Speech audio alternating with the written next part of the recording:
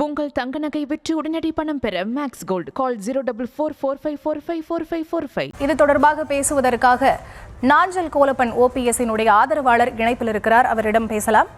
வணக்கம் சார். செய்திகளில் பார்த்துட்டு வரோம், ஓபிஎஸ் அவர்கள் பாஜக கூட்டணியிலிருந்து விலகி இருப்பது அதிமுகவிற்கு பாதகமாக அமையுமா என்ற ஒரு கருத்து தொடர்ந்து நிலவு வருகிறது. தென் மாவட்டங்களில் ஓபிஎஸ்ஸினுடைய இந்த விலகல், பாஜகவிலிருந்து அவர் விலகி இருப்பது என்ன மாதிரியான ஒரு தாக்கத்தை ஏற்படுத்தும்? தென் மாவட்டங்களில் அதிமுகவினுடைய வெற்றியை அது பாதிக்கும் நினைக்கிறீங்களா? வணக்கம்மா. நீங்க இப்போ நம்ம நிறைய ஒரு ரிப்போர்ட்டர் பேசிட்டு இருந்தெல்லாம் நானும் கேட்டுட்டு தான் இருந்தேன். உண்மையிலே இங்க தென் மாவட்டம் மட்டும் இல்லை, 234 தொகுதியிலுமே அண்ணன் ஓபிஎஸ் அவர்களுடைய பாஜக என்டிஏ கூட்டணியிலிருந்து வெளியில வந்தது ஒரு பெரிய வரவேற்பு. 234 இங்க தென் மாவட்டம் பார்க்க வேண்டாம். ஏன்னு கேட்டா அவர் 3 முறை முதல்வராக இருந்தவர். புரட்சி தலைவி அம்மா அவர்களால அந்த முகத்தை காட்டினவர். அவருக்கு 234 தொகுதி இன்னைக்கு கட்டமைப்போடு தான் இருக்கிறாரு.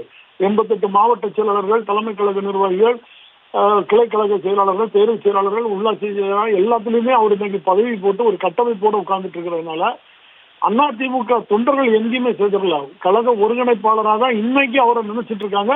புரட்சி தலைவி அம்மா காட்டிய ஒரே அரசியல் வாரிசு அண்ணன் ஓபிஎஸ் அவர்களுடைய தமிழ்நாடு மக்கள் மத்தியிலே இருக்குது. நீங்க நல்லா, அதனால இது வெறும் தென் மாவட்டம்னு சொல்லி நீங்க பிரிச்சு பார்க்கக்கூடிய அவசியம் வேண்டாம். தமிழ்நாடு முழுக்க அவருடைய தாக்கம் இன்னைக்கு நேற்று பிஜேபி விட்டு வந்தது தொண்டர்கள் மத்தியில கடுமையான வரவேற்பு, தமிழ்நாட்டு மக்களின் மத்தியிலே வரவேற்பு. ஏன்னு கேட்டீங்கன்னா, ஒரு தோல்வியே 10 தோல்வி பழனிசாமி, 11 தோல்வி பழனிசாமி சொல்லி தோல்வியே கண்ட முகம் எடப்பாடி பழனிசாமி. அவரை கொண்டு வந்து நீங்க என்டிஏக்கு தலைவராக்குறாங்க. அப்போ பாஜகவுடைய சூழ்ச்சி, சூதுவாது அனைத்தும் தமிழ்நாட்டு மக்களால் திரும்ப மீண்டும் பாஜகவை புறந்தள்ளுறாங்க. அந்த அமித்ஷா அதாவது எடப்பாடி பழனிசாமியோட கூட்டணி வைக்கிறதுக்காக இந்த பாஜகவையே வெளி உலகத்துக்கு காட்டிய அண்ணாமலையை தூக்கி மாத்துறாங்க. இதை கூட உங்க இதுல நான் காலில் இது பார்க்கும்போது நயனார் நாகேந்திரன் கேட்கும்போது அண்ணாமலை எனக்கு வேண்டான்னு சொல்றதெல்லாம் இப்போ இதுல செய்திகள் வந்துட்டு இருக்கு. எனக்கு 2026 தேர்தலில் நான் எம்எல்ஏ சீட்டுக்கு நிக்கலங்கிறத அந்த அளவுக்கு தான் பாஜகவோட மக்களை பாஜக மேல வெறுப்புல இருக்கிறாங்க. இந்த சூழ்நிலையில அண்ணன் ஓபிஎஸ் அவர்கள் வெளியில வந்ததை தமிழ்நாடு மக்கள் பெரிய பட்டாசெல்லாம் கொளுத்தி நீங்க பாத்தீங்கன்னா ஒவ்வொரு மாவட்டத்திலையும் அதை ஆரவாரமா கொண்டாடி இருக்காங்க. நீங்க நல்ல ஒரு முறை பாருங்களாம், இதே எடப்பாடி பழனிசாமி பாஜக வேண்டான்னு சொல்லும்போது எல்லாரும் பட்டாசு வெடிச்சாங்க. அதே பாஜகவோட இணைஞ்ச போது எங்கேயாவது ஒரு வரவேற்பு இருந்ததான்னு பாருங்க. மக்கள் மத்தியில அது ஒரு எதிர்ப்பு தான் இருந்தது. தனக்காக, தன்னுடைய சுயநலத்துக்காக பாஜகவோட கூட்டணி வச்சு இந்த கட்சியை அழிக்கணும்னு நினைக்கிறதுனால தென் மாவட்டம் இல்ல, தமிழ்நாடு முழுக்கவே இந்த தாக்கம் எடப்பாடி தலைமையில படுதோல்வி அடையுங்கிறது ஒரு நேற்று நிரூபணம் ஆகிவிட்டது.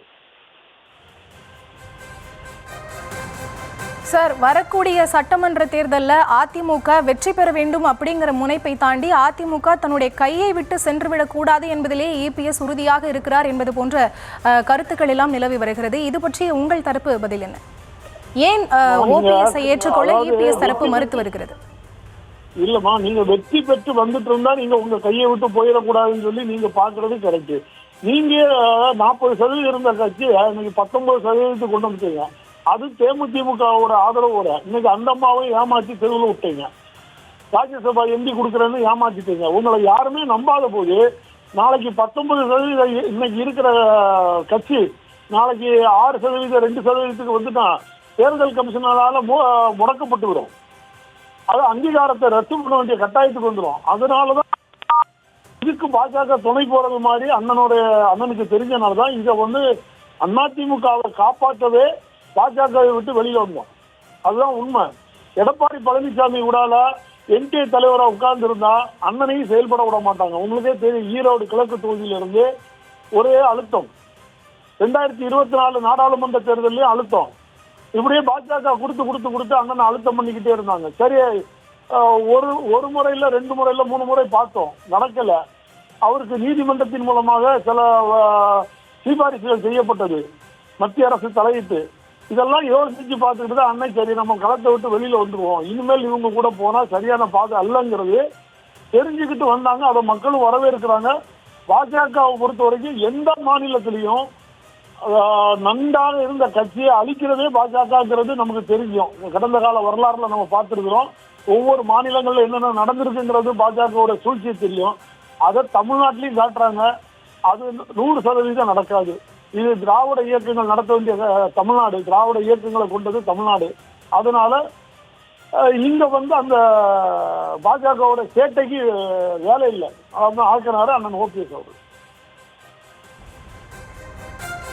சார், இணைப்பில் உங்களோட கருத்துக்களை பகிர்ந்தமைக்கு மிக்க நன்றி. உங்கள் தங்க நகை விற்று உடனடி பணம் பெற மேக்ஸ் கோல்டு கால் 04445454545.